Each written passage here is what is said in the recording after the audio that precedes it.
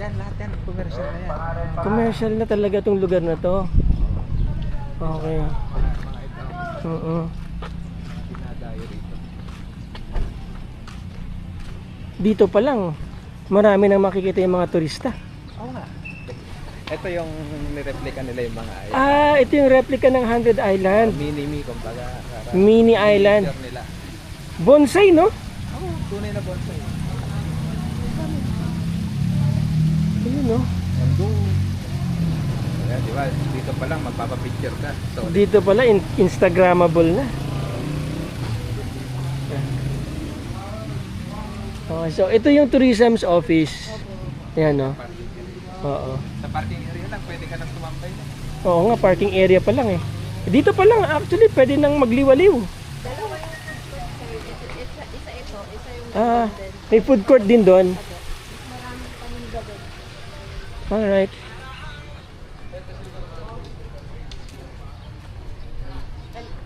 Hello sir. Pa, iwan na lang dyan. Nice.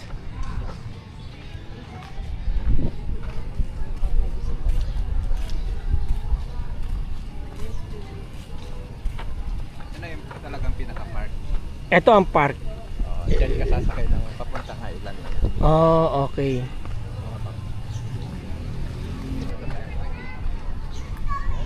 Yung mga galing 100 Island, tatambay pa sila dito ng hapon, di ba? Oo. Yung mga mag-check-in doon sa mga Oo. hotels na yan. Di ba? Bakit? Ano gagawin mo sa hotel? Di ba mamasyal Oo. ka rito? Wow. Alas lahat yung pwede siya. Kaya nga, as in talagang exactly 100 yun. 99. Mhm. 99, tapos merong maliit. Yung mga restaurant na yan, nag-ooperate yan, private. Private yan. Pero government, ano to, government, lupa ng gobyerno. Pati yung tinatayuan ng Maxine by the Sea. Ah, private na yan. Swerte nila. Yung may-ari na. Oo.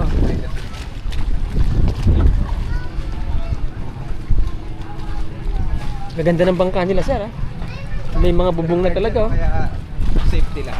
Oo. Ayun, para artificial island yan. Dati wala namang tanim eh. Pero ngayon meron. Bakit may timbangan ng bayan? May mga nagbebenta kasi rito na mga isda. Ah, dyan titimbangin sa timbangan ng bayan. Oo, para hindi sila mantaya, di ba? Okay. Ibig sabihin may nagbabagsak ng isda dito? Hindi. May mga open ang vendor dito para doon sa mga turista, di ba? Alokan mo, Ah, oo. nakasupot-supot na. Oo. Hindi nila pinagbabawal yun. Oo. Magandang pumunta yung maagang maaga, no? Kahit ganitong oras, stable yan. Okay naman lahat. Pwede kasi pumunta muna kami ng maaga, tapos pagbalik, Balik. doon ako mag-vlog. Alright. Magandang araw sa inyo mga boss, mga ma'am. Mga sir, actually, magandang property yung iba-vlog natin ngayon. Nandito po ako sa Alaminos, Pangasinan. When you say Alaminos, of course, 100 Islands po yan. Yup, that's right. Nasa harap ko mismo yung 100 Islands. There you go. Yan yung 100 Islands na. Grabe. Ah, ibang klase ang Alaminos, mga boss, mga ma'am, mga sir, ha. Para siyang booming po ang Alaminos. Yung mga hindi pa nakarating dito sa Alaminos, I'm telling you, grabe ang Alaminos. Booming na booming. Ito po yung property na binebenta. Operational po yan. Resort po yan. Being offered for 38 million. Under value po yung price na yon. Yun. Alam nyo kung bakit? Ito pong boulevard kung tawagin nila. Ito po yung kalsada that leads to proposed ferry terminal. Yung mga super cat na ferries, dyan po ilalagay. Yan, makikita sa drone shots. Somewhere dyan po ilalagay yung super ferry terminal.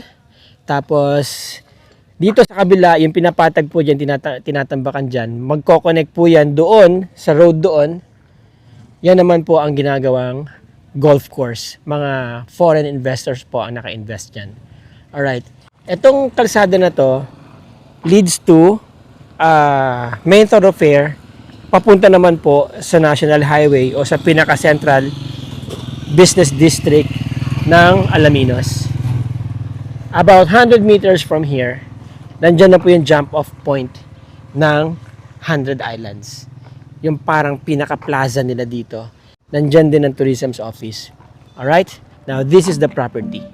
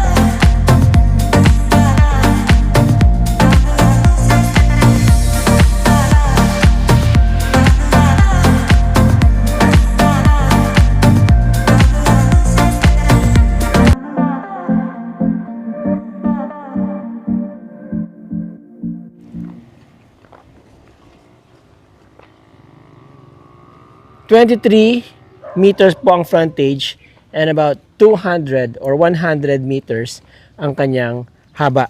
Nasa 2,100 plus ang kanyang area, 2,100 square meters ang kanyang area. Yan. Hanggang dun po yan, diretso. Tapos, meron tong plano. Actually, itong whole area na to, parang floating building po yan. Dahil yung buong area na to ay body of water. Ano po? Ito, ang ilalim po nito ay dagat. Yes. Tapos, hanggang dun po yung property. Hindi na po tayo didiretso dyan. Ito yung lumang building eh. Yan. Itong bahay pala, by the way, itong hotel, ay fully renovated. Pina-renovate nung may-ari ngayon. Oo. Dati na may mga structures to, tapos pinaganda niya pa lalo. Okay? Yan. Now, hanggang dun po yan. Pwede kayo maglagay ng boat dock ninyo dyan or ng garahe ng boat ninyo, ng jet ski. Itong Alaminos, specifically itong lugar na to, is booming with tourists. Yep. Around 1.5 million tourists po ang dumating dito last year. Yes. Now, ikot po tayo sa building. Operational po itong resort na to. can accommodate up to 50 heads. Kanina sa pag-uusap namin ng may-ari, annual possible income or average income annual nila, conservative estimate is around 2.5 to 3 million. Annual ang pwede niyang i-generate na income po doon sa makakabili nito. Okay? Now, may sariling generator yan, meron niyang pool, at merong 9 rooms. Okay. Ang frontage niya po nasa 23 meters. So kung nasa 2,100 plus ito, almost 100 meters naman po yung kanyang length. Alright? Ang generator niya, nasa 70 kVA, 80% power output siguro yan. So, kahit na magkaroon po ng expansion ang future owner nito, kayang-kayang i-supply ng generator yung power or electricity requirement. Now, ito yung pool. Pakita ko muna sa inyo yung pool, ano? Yan. Merong ilaw yan, may filter, may jacuzzi, may kids pool, jacuzzi, at adult, ano? This is about, mga 50 square meters po itong pool. Alright? Ito yung kanyang, by the way, merong falls yan dun, ha? Bukod sa may bumubula dito yan. Hindi nyo makita, basta may bumubula kanina nang dinemo sa akin, parang nakatago yung mga butas niya eh. Tapos bumubula siya dito sa gilid, nagbabubbles. And then, doon, meron po siyang falls lumalabas doon. So, nagse-circulate yan, and para malinis lagi yung pool. Kita nyo naman, nalinis ng pool, oh. No? Now, ito yung kanyang DE filter. Yan. Branded, Pentair. Okay? Tapos yun yung kanyang pump para mag-circulate yung tubig. And then, ito yung kanyang pang-bubbles, po, para dun sa jacuzzi. Switches and then generator, 70 kVA. Okay, ang laki ng genset, no? So, wala kayong takot kapag ka nagkaroon ng power outage dito. So, again, operational ng resort, po, can accommodate up to 50 heads. May dining area, al fresco, and then ito yung lobby. Magandang tiles. Diba? Hindi siya madulas. May view kayo dito ng 100 Islands. Yan, part ng 100 Islands. Makikita nyo dito sa baba pa lang. And then, ito yung lobby. There you go. Yan.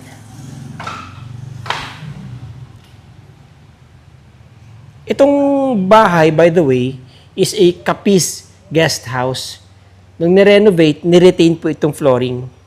Kaya ganyan yung flooring niya. Oh. Very classic, no? Ayan. Oh. Rough. Alright? And then, pwedeng masilip yung mga rooms. Okay. Now, may tao pa dito? Dito. Ayan. So, ito, yeah.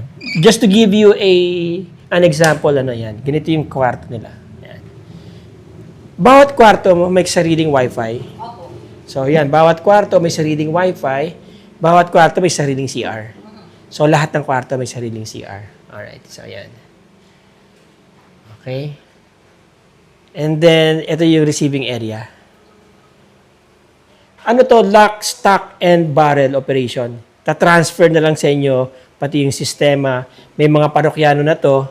Marami na pong nag-check-in dito. At mga company outings. Kanina nga sino yung guest yung artista kanina? Si Alex.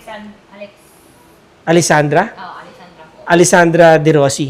Yan. Kanina nandito sila.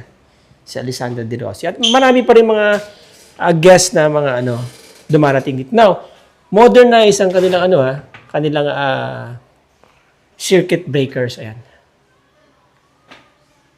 Alright. 2 years po ito. It was about 2 years na po ito nung bagong renovated itong property. Now, may kitchen dito. Ito. Bukod sa may kitchen pa dito sa labas. Yan. Okay. Ayun o. Akit tayo mamaya sa second floor. Itong kitchen, tagusto dito sa side. Yan. Dito kayo pwedeng gawin lahat ng mga, alam niyo na, hugasin and everything. Okay?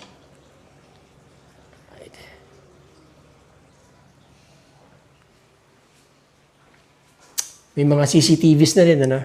Para ma-monitor niyo yung inyong mga staffs. And then, you have your another kitchen here. Common kitchen. Tapos may toilet and bathroom din yan. Ayan. CCTV. And then stock room. Okay? There you go. And then, dito, may dalawang malalaking kwarto po dito. Family room. Ayan. Ay, sorry. So, may dalawang family rooms dito. Okay. Malalaking rooms yan. Meron din dito. So, this one can accommodate up to 12 heads. And this one up to 8 heads. Tapos, meron kayong pwedeng gawing like, kung kung may mga seminar o kung ano man occasion, dining area pa rin, pwede itong lugar na to. Pwede nyo palagyan ng billiard table, ping pong, right? Okay? Hanggang dito ang development ng property. This is about 600 square meters of developed area. Again, ito, sa ilalim nito ay dagat. Hindi na po niya pinatambakan to. Actually, nung na-acquire ito ng may-ari, ito po ay dating Kapis guest house. Kaya may mga kapis na ganyan, no? Okay? Yan. Kapis guest house yan dati. Tapos, pinarenovate niya about 2 years ago. So, 2 years pa lang, essentially, itong property. Okay. Now, here, ito yung mga lumang structure. Diyan nakatira yung kanilang mga staffs na iba, no? Hanggang dun pa po yan, yung espasyo na yan. So, kung 600 square meters itong development na to, meron pang another like 1,000 plus square meters na area for development. Hanggang dun po yan diretso. Okay. Ito, going upstairs, no? Coming from, let's say, lobby or mula dito sa garahe, paakyat sa second floor. Nandito ang balcony, of course. Medyo cute yung kanyang staircase. Now, may lababo dito at ito ang view dito. So, yan po yung stretch ng 100 Island hanggang dun. Dito, yung sinasabi kong nandyan yung development na golf course and then yung merong heavy equipment doon po ginagawa yung ferry. Ferry terminal.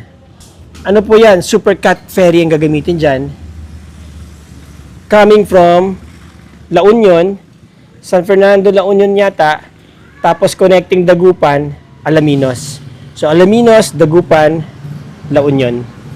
Nice. So, yung travel time coming from La Union, papunta ng Alaminos, kung dati it takes them around 4 hours by land, by Supercut ferry, it will only take them like 1.5 hours papunta dito sa Alaminos. About 1 hour sa Dagupan. Alright? Ito yung balcony. Okay? Dining area na rin. Diba? Okay? So, yan ang view dito. So, habang wala pang nakatayong building dyan, at medyo matagal pa siguro yan ma-develop, who knows, no? May view kayo dito ng 100 Island. Now, dyan sa area na yan, nandyan na po yung jump-off point papunta sa 100 Island. Kaya napakaganda ng location na to. Tawag nila dito ay Boulevard. So, eventually, itong road na to, talagang ito yung magiging access point papunta dun sa mga dinedevelop dyan. Coming from ferry terminal at dun sa golf course na ginagawa. This one. So, this is the best time na pumosisyon dito. At ang dami pa pong mga development na ginagawa sa Alaminos.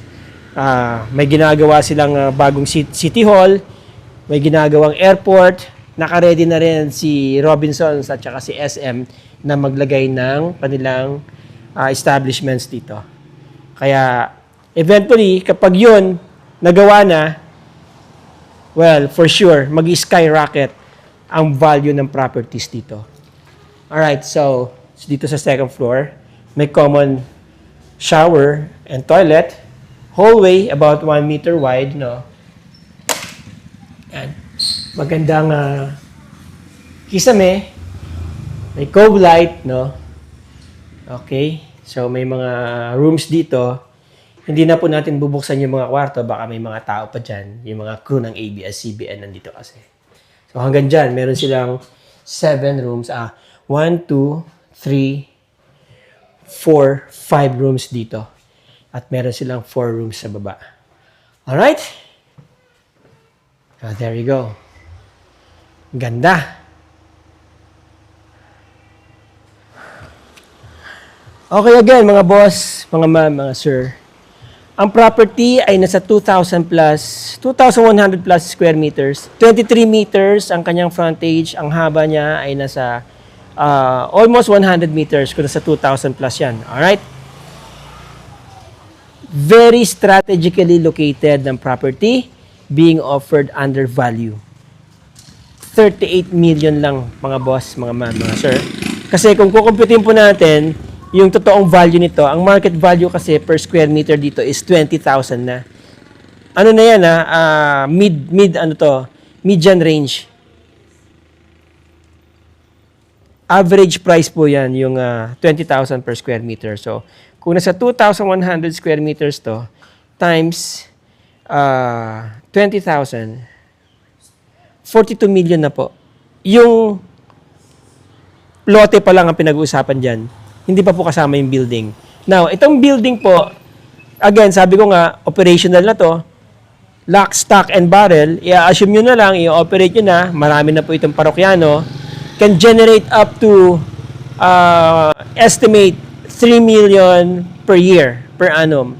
They have 2 kinds of season here. Yung off-peak at saka peak. Yung off-peak nila, 2 buwan lang. That is August and September. Kung saan medyo malakas ang bagyo. Talagang pinagbabawalan nilang magbiyahe sa 100 Island. But they can check in dito sa mga resorts. Okay? If you come to think of it, mga boss, mga ma'am, mga sir, yung 38 million mo, kumikita ng 3 million per year, tapos yung value ng property, which is before 38 million, mabilis po mag-appreciate, mabilis yan tumaas. Lalong-lalo na kapag nagawa na yung mga projects dito at nakapaglagay na ng airport dito sa Alaminos, which will happen very soon. Tapos pumipwesto na rin po ang SM at saka Robinson dito, somewhere dyan sa vicinity ng poblasyon. And then kung makikita nyo po yung Alaminos, talagang very progressive, very booming, talagang sabi sa akin ng may-ari, ang bilis daw ng development at progress ng mga areas dito sa Alaminos, especially dito sa 100 Island. Napakabilis na, may mga ginagawa po mga project diyan. By the way, yung dito po, meron tinatawag sila dito na mangrove park. Pupuntahan po natin yan, try natin puntahan mamaya kung anong itsura ng mangrove park. Ano po? Para po sa ibang disclosures, para sa ibang details about this property, pwede nyo po akong kontakin dyan sa aking contact details, dyan sa aking WhatsApp, Viber, and Globe, sa aking email, sa aking Facebook link para ma-message nyo ako. Kukonek ko po kayo sa may-ari, but please, you have to be a direct buyer only. Hindi po tayo mag-entertain ng mga ahente. Direct buyer lang po tayo. Yung mga sure buyer po dyan, very negotiable ang property. Alright, mga boss, mga ma'am, mga sir, don't miss this opportunity to own a piece of paradise here in Alaminos. Here, malapit po sa 100 Islands. Ang ganda ng view dito. Ang sarap mag-relax. Okay mga boss, mga ma'am, mga sir, again, maraming salamat sa inyo. Maraming salamat sa inyong panonood. And hopefully, na-present ko ng maayos itong property. Sabi ko nga, for other details and other disclosures, kukonek ko po kayo sa may-ari ng property. Till the next video, mga boss, mga ma'am, mga sir. Ciao!